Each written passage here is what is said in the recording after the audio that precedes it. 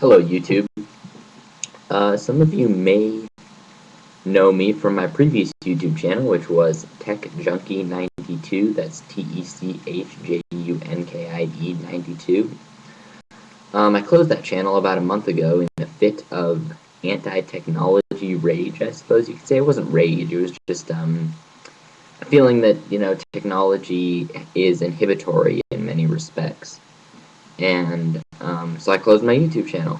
And also deleted my email account and a few other related things. But I decided to make another YouTube channel because technology does have its benefits to me, despite its, I think, overall harm on society, at least in terms of certain technologies such as movies, television, and computers to a lesser degree. But, I figured it wasn't harming me fundamentally. I have been using the computer less. So I figured I would just make another YouTube channel. But to get in, I wanted to comment on a few things that have been going on lately. First and foremost, what is going on in the Middle East? Now, what is going on in the Middle East is, in many respects, phenomenal. I mean, the people are resisting their awful economic position and the tyrannical leaders that have imposed it upon them, and the U.S., IMF, World Bank apparatus that has collectively impoverished them. The CIA installed Mubarak and has continued to fund him. Egypt is the second largest aid recipient behind Israel of the United States. This is aid fund. So, yeah, I think that all these rebellions from Libya to Tunisia to Egypt to Yemen to Bahrain to Oman, I think these are phenomenal. In a certain sense, in the fact that the people are resisting oppression and injustice, and etc. But I am a cynic, which really means I am a realist, and the fact of the matter is that we do not know what will happen afterwards, and the fact of the matter is also that the United States and other nations potentially, and covert entities such as the CIA, will do what they can, if they deem it feasible, to undermine democracy in these regions and to install client dictators, puppets. Now, in the case of Mubarak, he was a puppet. So if they they may attempt to install another puppet. He'll hopefully be more humane, even if they aren't able to install another puppet, because the people don't seem to be willing to stand for another tyrant. However, we don't know to what extent the military, who is currently running the country, will be able to repress the people and diminish the dissent.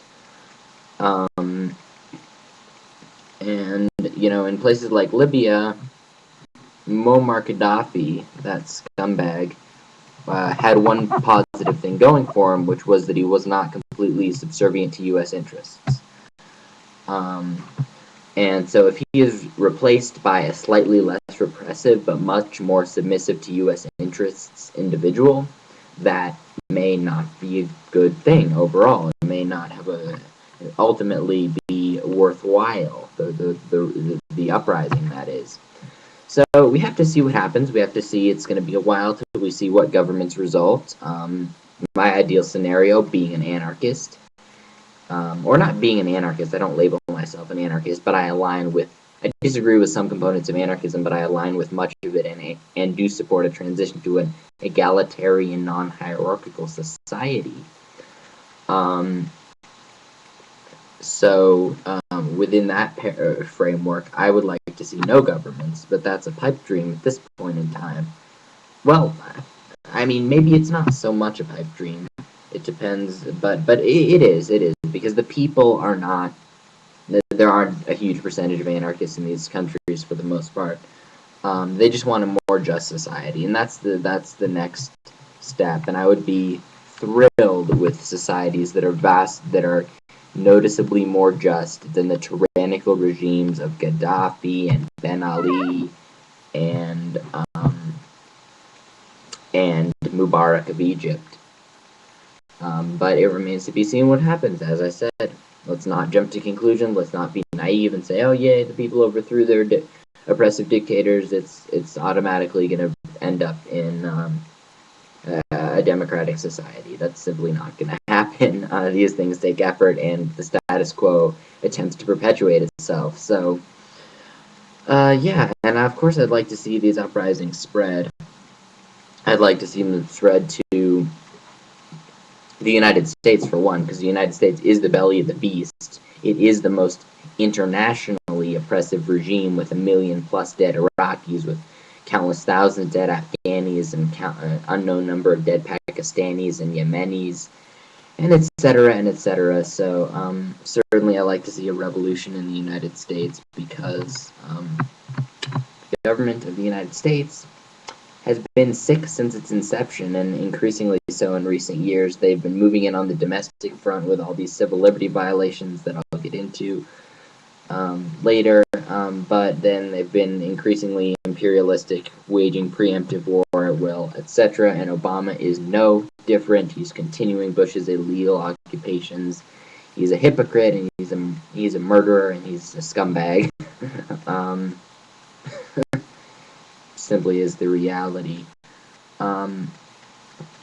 Now, and we are seeing the beginnings of what could turn into a quote-unquote uprising in the United States, and that is the Wisconsin, half of Madison's population virtually, it has, at the protest peak, half of the population of Madison, Wisconsin was protesting against the virtual elimination of bargaining rights, the decrease of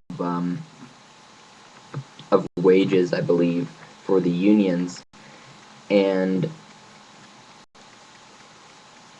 so yeah, I mean the social stratification on a global scale as a result of the economic crisis is increasing, and that's going to spark rebellion. Now the rebellion's good, but it's coming as a consequence of suffering and the potential of people's livelihoods being affected, and the fact that people didn't there hasn't been enough mass uprising already with the TSA molesting people, with cops murdering blacks with impunity and immunity, and with the illegal wars of aggression.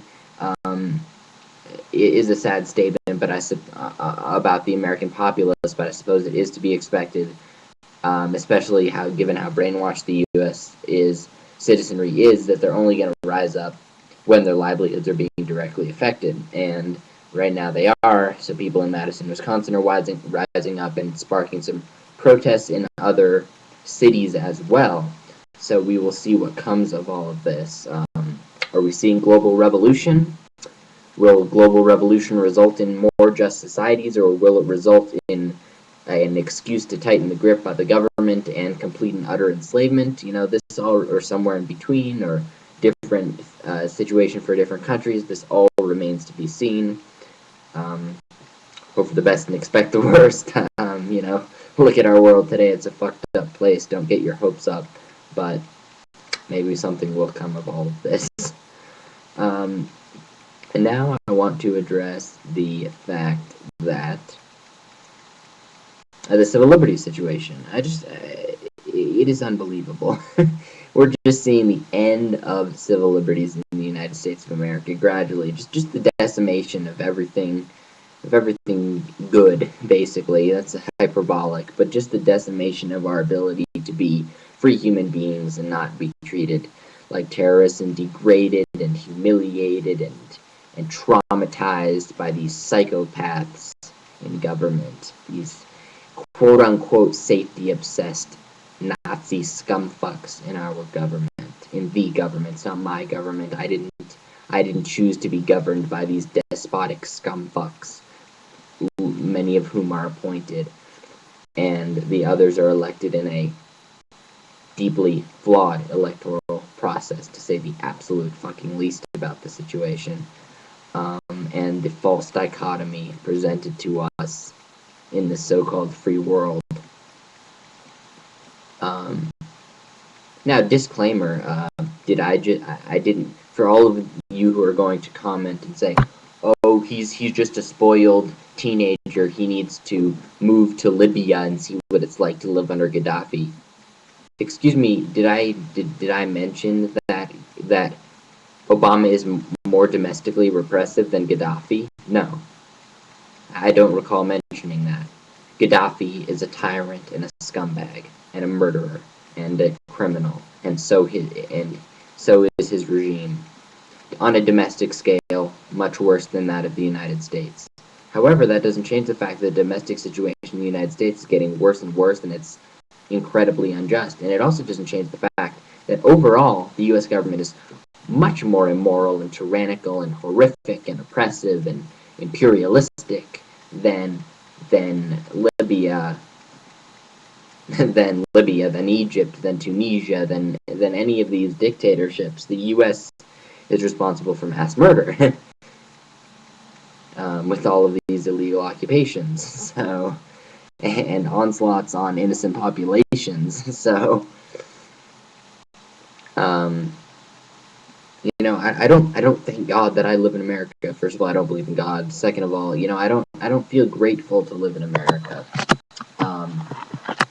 Yeah, I prefer to live in America than Saudi Arabia. Absolutely. But see, I don't view things in this same conditioned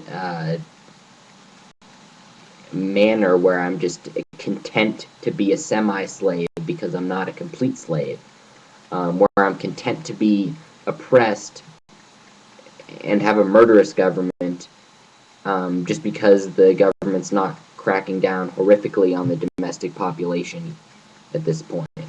I condemn Libya's government wholeheartedly, mostly for their domestic situation, and I condemn the U.S. government significantly more because of their imperialistic agenda, as well as, to a lesser extent, the domestic situation. I'm glad I'd prefer to live in America to Libya or Egypt or Saudi Arabia, but I still absolutely despise the U.S. government because they're disgustingly inhumane, more so than the governments of Libya and Egypt. They just focus it overseas. Hence the lack of rebellion here, because it doesn't directly impact the lives of the citizenry to the same extent.